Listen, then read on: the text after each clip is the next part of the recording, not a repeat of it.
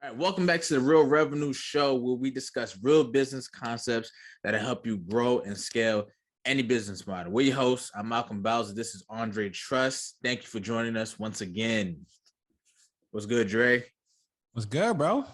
Good, man. I'm good. I'm locked in right now on a project that soon I can present to the people. I'm excited about it. That's why I'm home right now. I'm not even at the office. Like, I'm just home doing what I got to do. You know what I mean? I know whenever you home, that means real work is getting done. Yeah, I'm locked in the back room, head down, just working. You know what I mean? How are you doing? I'm good, bro. I can't stunt. I think I'm having a good day. I'm getting ready. My birthday's coming up soon, so that's always a good time. I'm trying to think of what I want to do this year, how I want to do it. I was having like some reflective moments and stuff like that. I'll save that for next week or next week's conversation though. But I'm doing well, bro. My little brother came up here for like 5 or 6 days. It was mad random. Oh. He just hit me up and was like, "Yo, bro, I'm 3 hours away." I was like, "All right, cool. You know the code. I'll be home." And then we ended up going like a 5-6 day bender, just in isolation, just like me and him just hanging out and just talking for like 5 or 6 days, which I think is dope. That I'm at a point in my life where I can just put everything on hold for 5 to 6 days and nothing skip the beat. Yeah, so it kind of goes back to what we were talking about. In like the third episode. Yeah, like replacing yourself. I was saying like exactly. So I was gone for 5 to 6 days. I just had my laptop, took a call from here to there, typed some stuff things up from here to there, and nothing skipped. And now I'm back at the office trying to catch up a bit. I feel you, tough. So what's going on with you? Bro, that's it, man. I'm just working right now.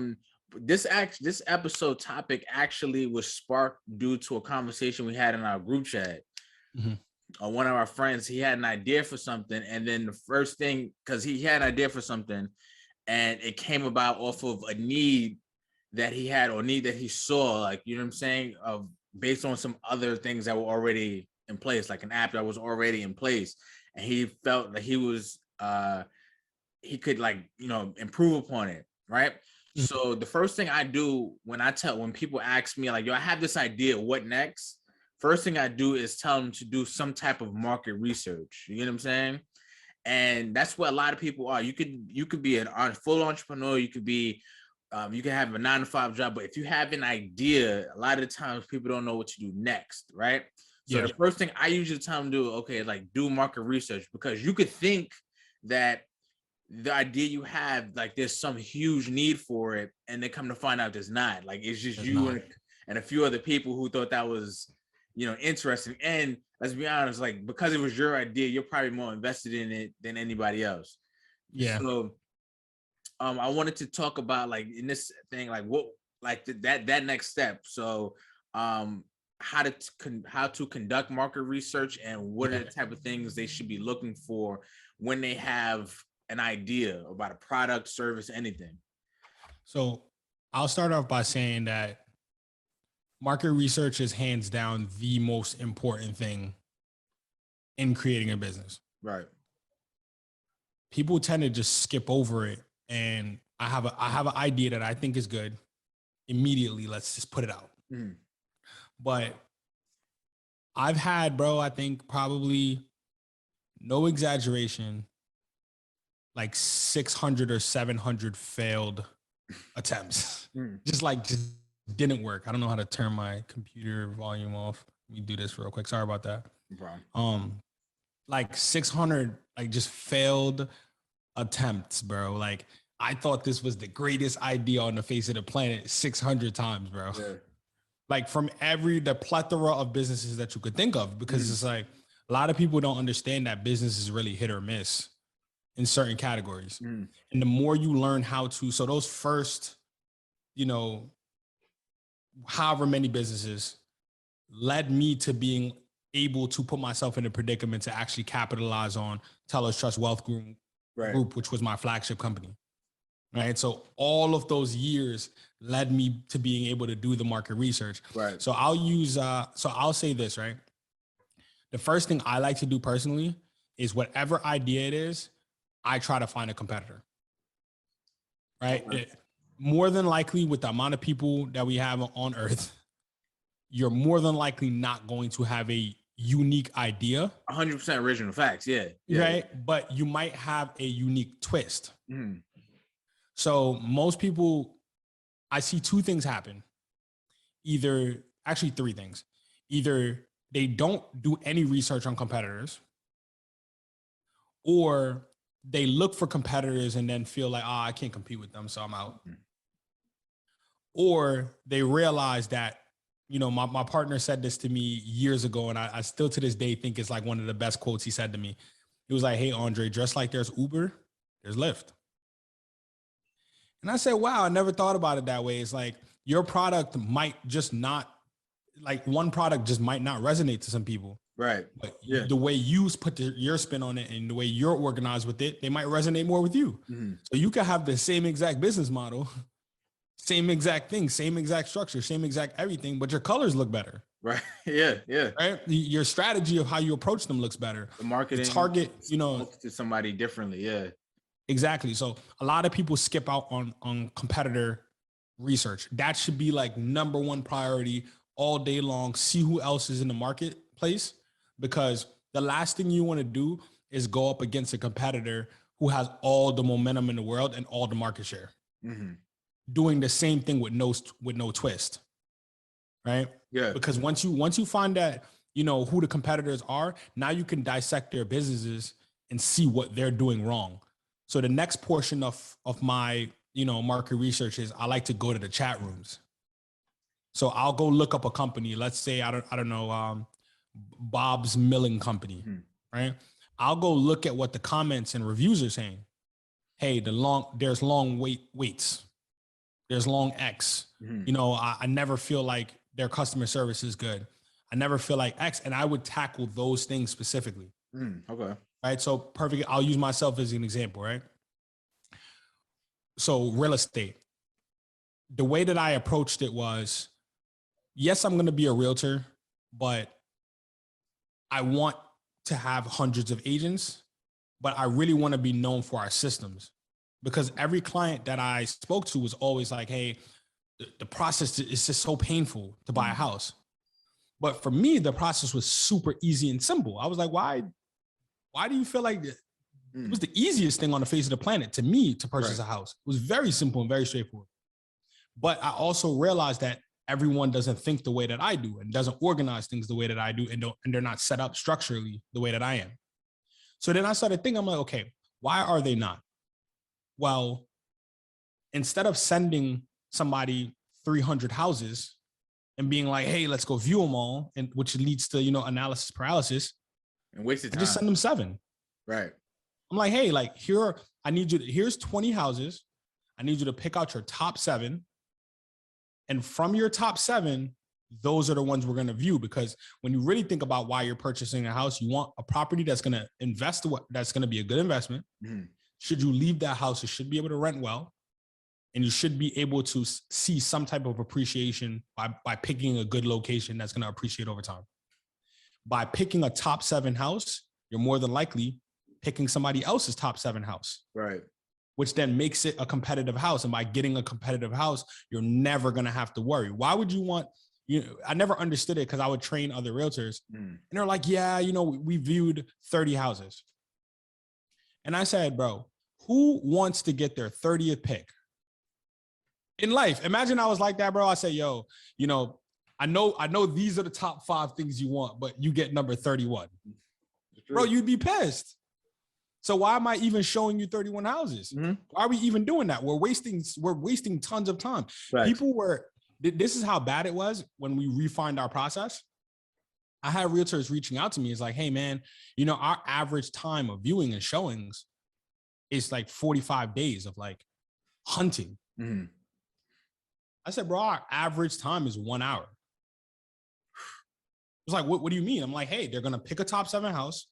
By the time we actually set up a time to go view, 3 of those houses probably already sold. So now they only have 4. And now they realize like, oh, this is to get a good property. We have to move quickly. We can't joke around. So my unique edge was I understood that analysis paralysis is a real human thing. Yeah. That's actual science. The more things we put in front of people, the more people feel like, oh, I don't know what to pick, which is going to lead to longer turnarounds. So that was my unique value proposition, essentially, which was one of the things that I wanted to talk about, was trying to find a unique value proposition in order to really harp on. So that's what we harped on.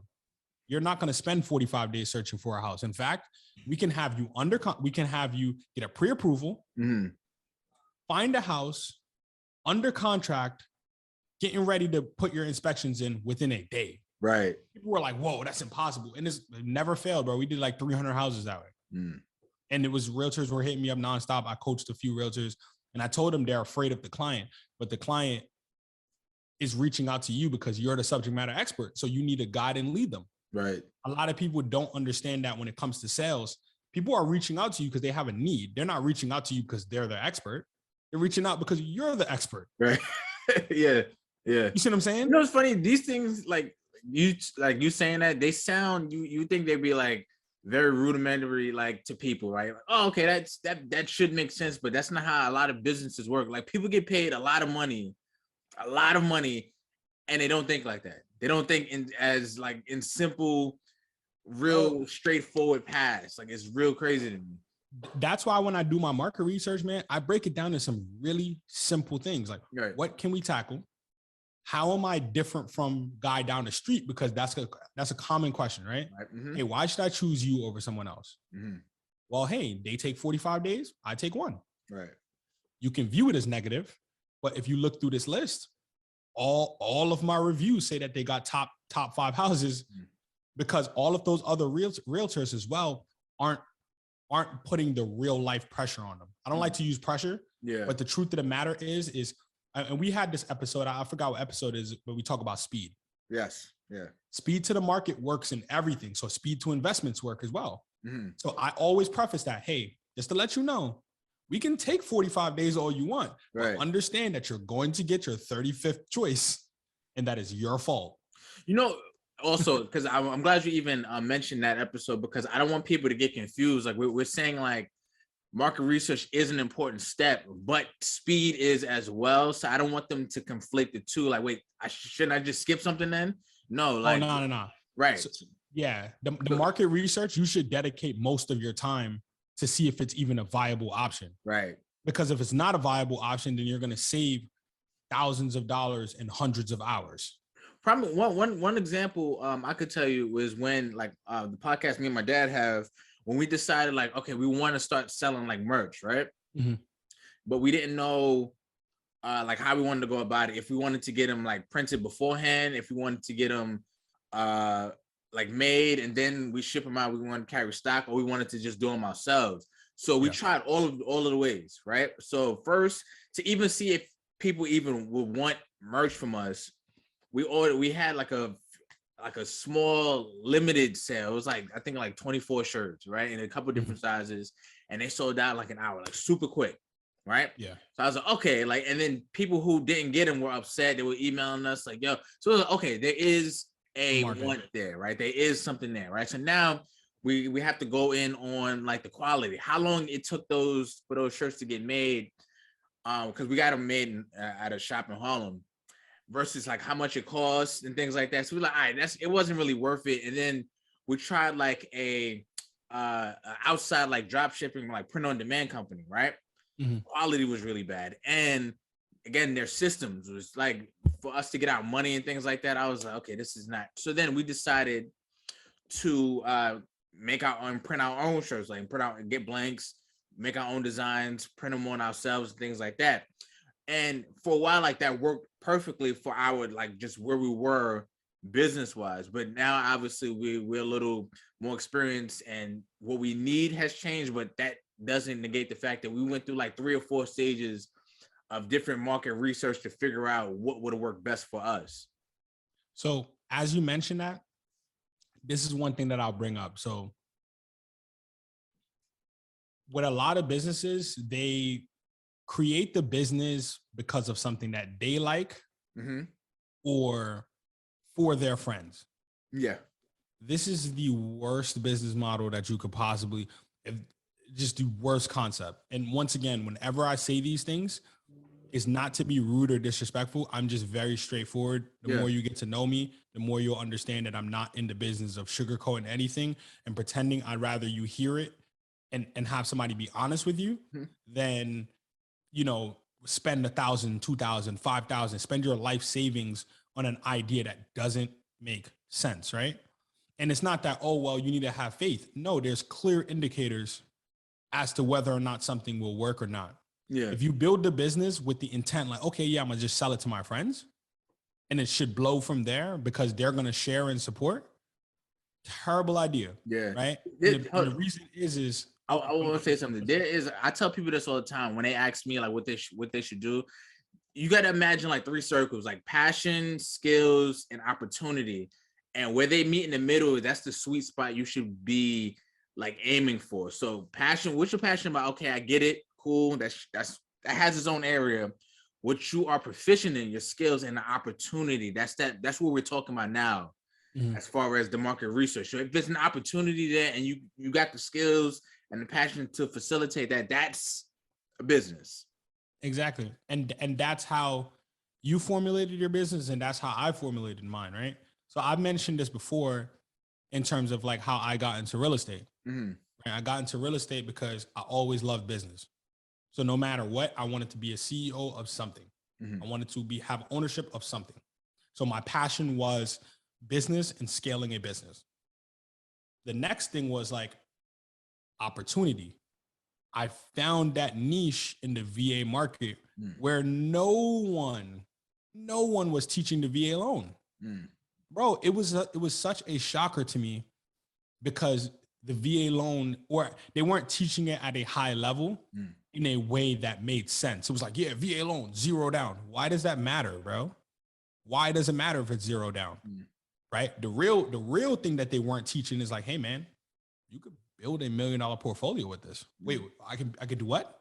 Yes, within 10 years, you can build $1 million portfolio off a VA loan and you don't have to put any of your own money down, minus like, you know, maybe $5,000 to $10,000 per house versus 30 to 70,000. Is that something you'd be interested in having a conversation with? You see how like, yeah. I've been saying that, I've been having this conversation so many years that it just rolls off the tongue, right? So having that, mirroring it with timing as well.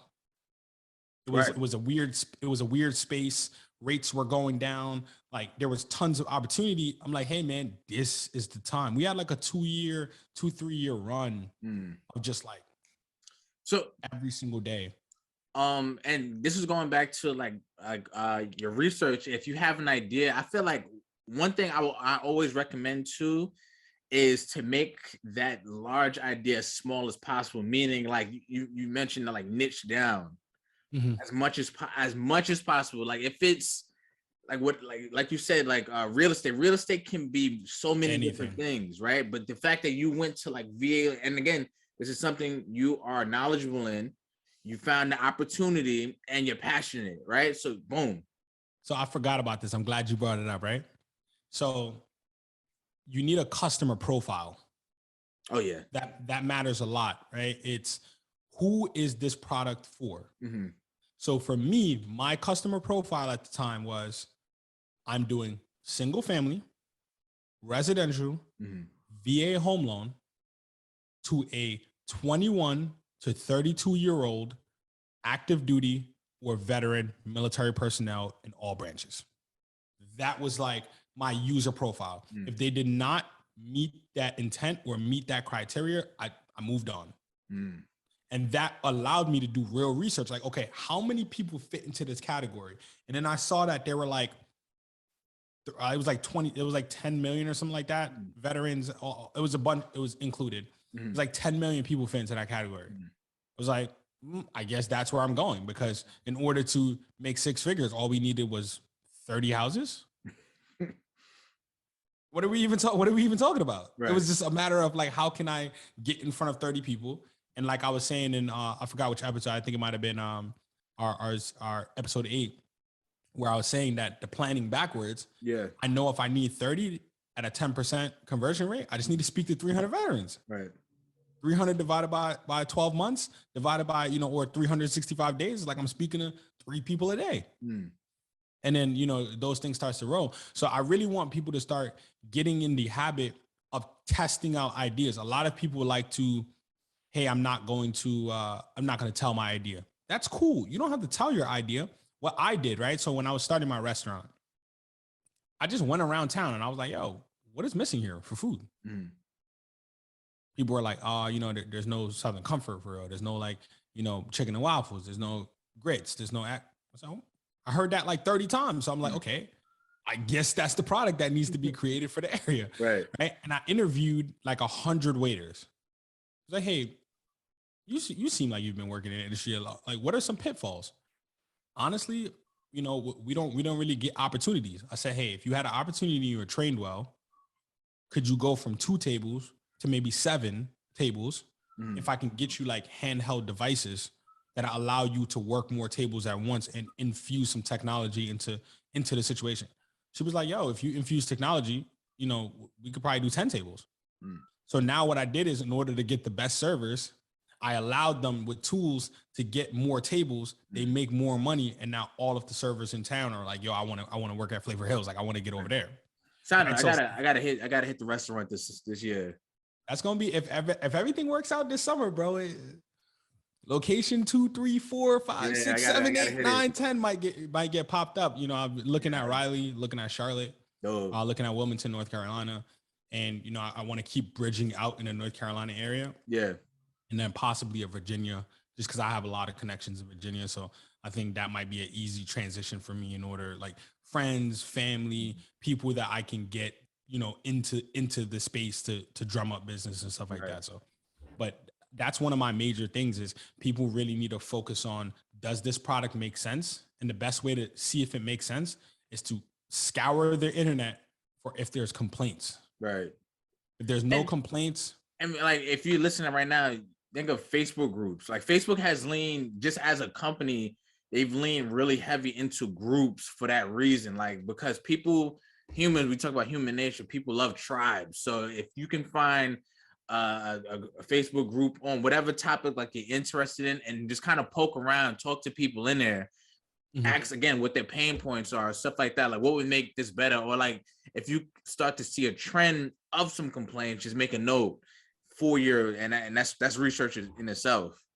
Like Facebook groups and then Reddit, all that stuff, and trying to build it out from early. People are really afraid of failure, bro. Right? So one of the things I embraced at like a really young age is that failure is how people be like the 8th wonder of the world, like compounding interest. To me, like the 8th wonder in the world is realizing that failure is the solution.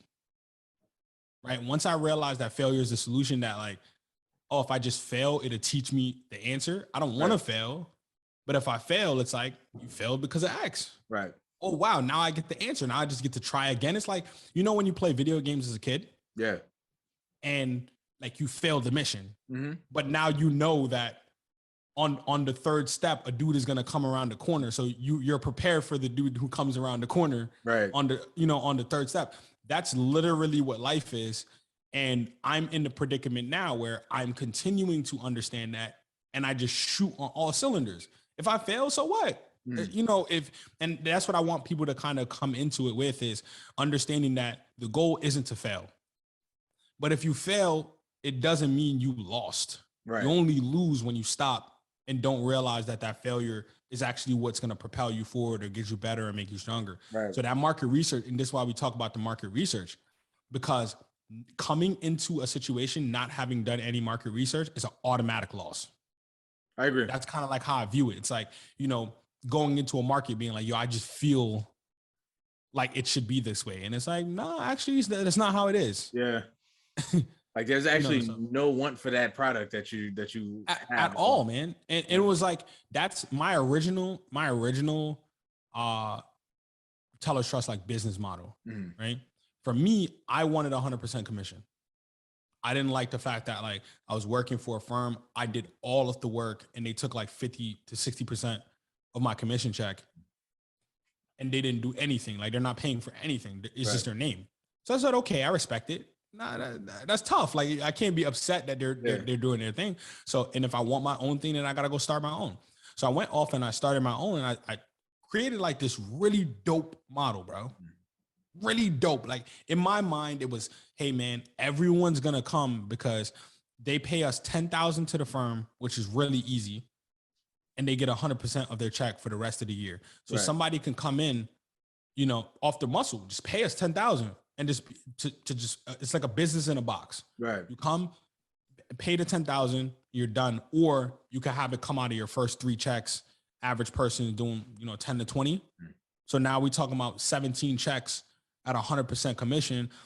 1099 model. If they build a company out of it, now they got more resources. Now they can go to banks. They could go get leverage. I really thought this one through, bro. Bro, we had like 2 people sign up, bro.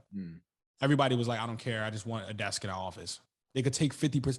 They were willing to give up 50% for a desk in the office that they were never at 98% of the time. Right. And that's another reason made me realize, oh, wow, I didn't do research on what people really wanted in this space. I was doing it based off my own emotions. I wanted 100%. I was a self-starter. I was somebody that wanted businesses. I was somebody that wanted credit lines, and I wanted the money to come in a way that would allow banks to realize that this is a business and allow me $500 to $1 million in credit lines so that I could buy more leads, buy more customers, scale up and grow.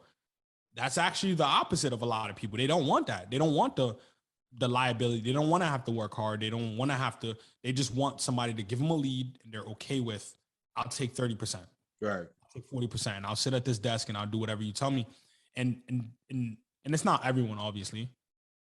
But now, and you know what kills me? 3 years later, bro, I think it's like 4 years later, there's another firm that just started doing this and everybody's like, yo, this is so super revolutionary. And this is what made me realize what I mentioned earlier about timing. That too. Yeah. My timing wasn't there. People weren't, you know, we were the young guys on the scene. Everybody thought you had to wait like 15 years before you could start your firm. I started mine after like 6 months. So to them, that was like, wait, they're doing something wrong over there. But it's like, nah, man, it's actually very straightforward. It's just that you're being led by people who aren't telling you the truth. You don't have to wait 15 years, bro. It's a document. You go fill out that document, you get your LLC rolling, and as long as you have 2 years, you can start. So even if you don't have 2 years, you're allowed to hire somebody, which is what I did. I just hired someone. I was like, okay, this person is clearly qualified. Here's a salary of X plus commission plus 100% X. And I will be underneath you in the firm, but I own the firm, so I don't care. Right. But it's one of those logics that a lot of people aren't ready to hear. But the truth of the matter is not every idea is good, man. And I'll attest, I've had 600 of them that were failures. Like, come on, bro. Right. No, bro, listen, I remember the first like book I tried to write, I got like 40,000 words in and I had to scrap it because it was just like, nobody asked for this. You know what I mean? Like, no, like, you get what I mean? Like nobody wants this.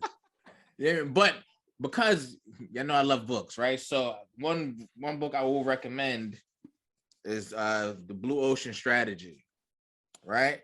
By W. Chan Kim and Renee, I don't know how to say the last name, but an amazing book when it comes to market share, when it comes to you trying to find a niche market to where you and your business will succeed, right? So the idea or the concept they use is blue ocean, right? So let's say I was trying to get into the laptop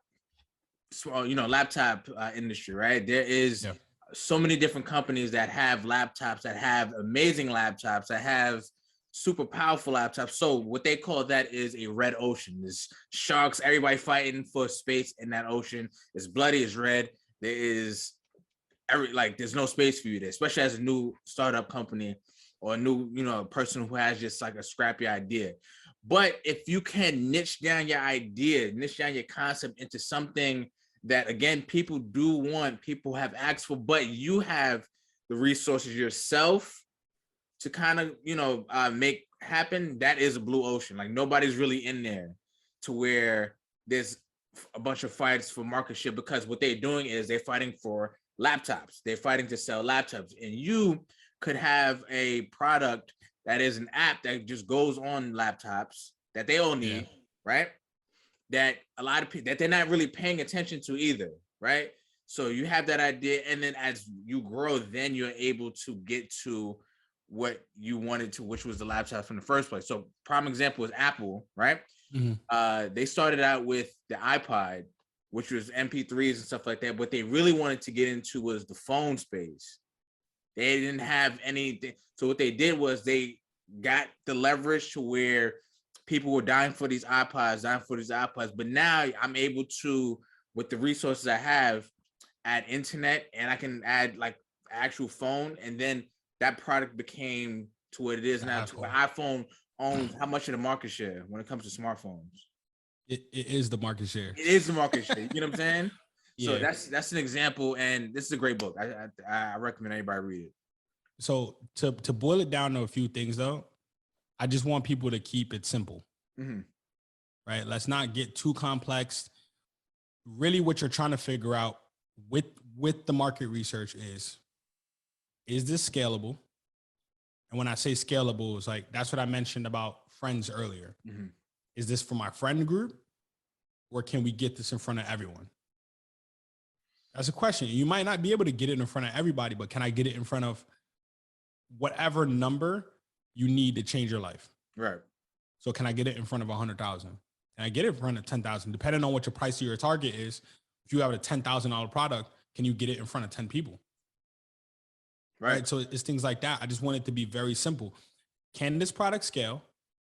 And what's the life cycle of the product, right? Example, if perfect, right? The light bulb, right? Like the original light bulb worked forever.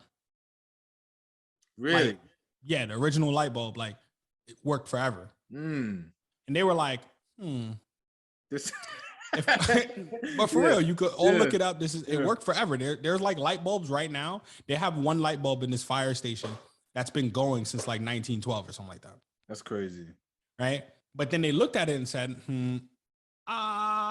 if we can only sell this product one time, that's not really a good business model. Right. So what's realistic? All right, there's millions of sockets, X, Y, and Z. There's going to be tons of lights in the house.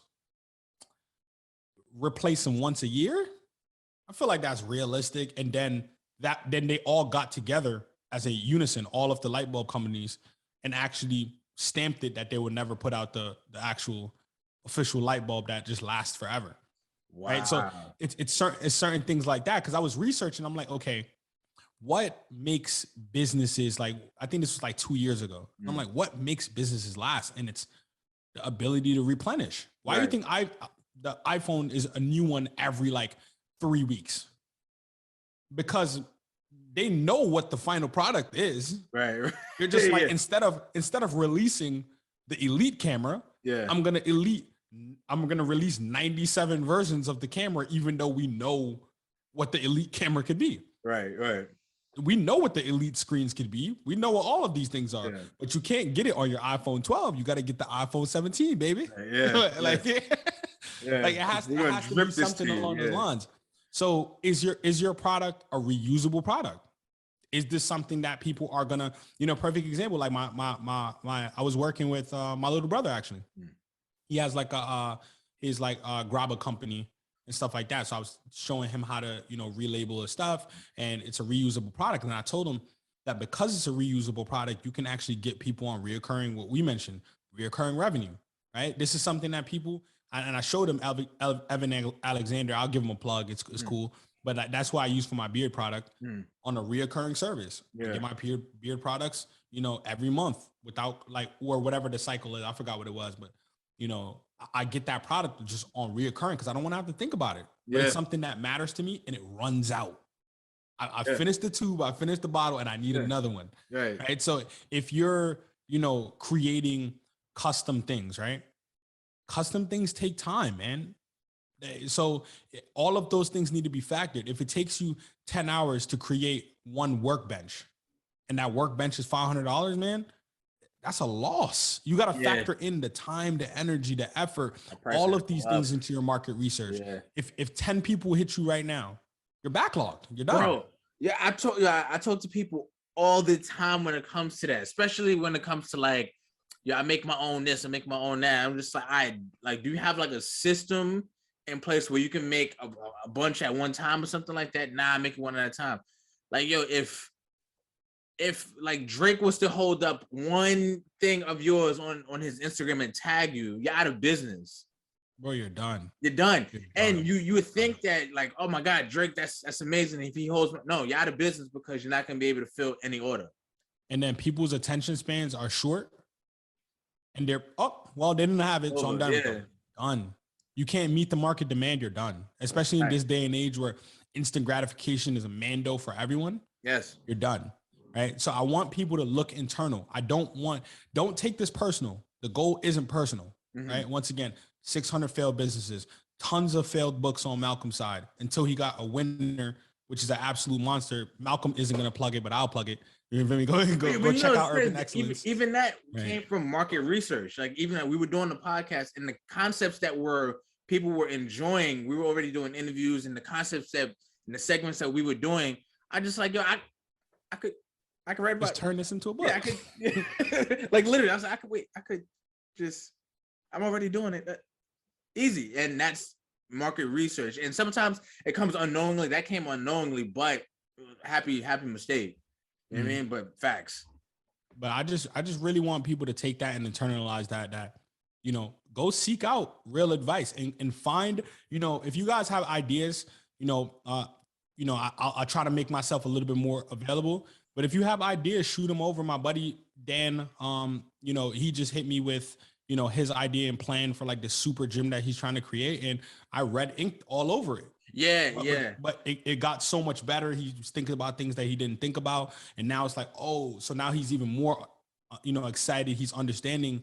And he came back with his market research. And it's like, okay, this is clearly he thought about it very, very in depth. Yeah, you want to like ask people who are going to tear it to shreds and in a loving way. Like we had our retreat last year. And one whole day, everybody, we put our stuff on the PowerPoint and everybody's going through their things and everybody was getting their ideas and plans torn to shreds, but it made everybody sharper to go, oh, I didn't think about that. Oh, I didn't think about that either. Oh, that doesn't work. You know what I mean? So you want to give somebody who is like critical, but in a loving way. We know when somebody's hating, but when somebody like wants the best for you. So yeah, just to let the fans know, I did rip everyone's stuff apart. Oh my God, like just sitting back, finger like arms crossed, like that. So no, that doesn't work. And it's funny because that's how I got ripped apart. I remember I pitched my idea to a mentor, my man Garris. He's out in Atlanta, absolutely killing it. He has tons of lounges, restaurants. The dude's an absolute monster. And I just remember I came to him, excited. He was like, that idea sucks. Switch it up like this. Put your head down for 3 years, income producing activities, and don't hit me back again until you make $40,000 a month. Bye. And I said, "Aye, sir." Yeah. It was, but you do learn a lot when, like Malcolm was saying, when you could clearly tell that they're not hating. Yeah. It's and this is another. I'll just throw another plug before we get out of here. I know, but make sure that you're going to qualified people. Facts. That's very critical. Don't just go tell this to your friend who's never had a business, who doesn't have any idea what it takes to run a business, who's never done market research, who doesn't understand how to formulate. You can't go to those people because they're always going to give you an answer in what ifs. Right. And which I hate what ifs, by the way, because you can find a what if for anything. And it's normally like the 99 percentile will work, but those 1%ers they're gonna focus on the 1% of things that won't work. Right. Right. You don't want those people. You want people who's gonna say, hey, the 99% doesn't work. Right. Maybe if you flip it to this idea, that'll give you more, X, Y, and Z, or put you in a better predicament. But once again, it's all about surrounding yourself with good people, putting yourself in predicament.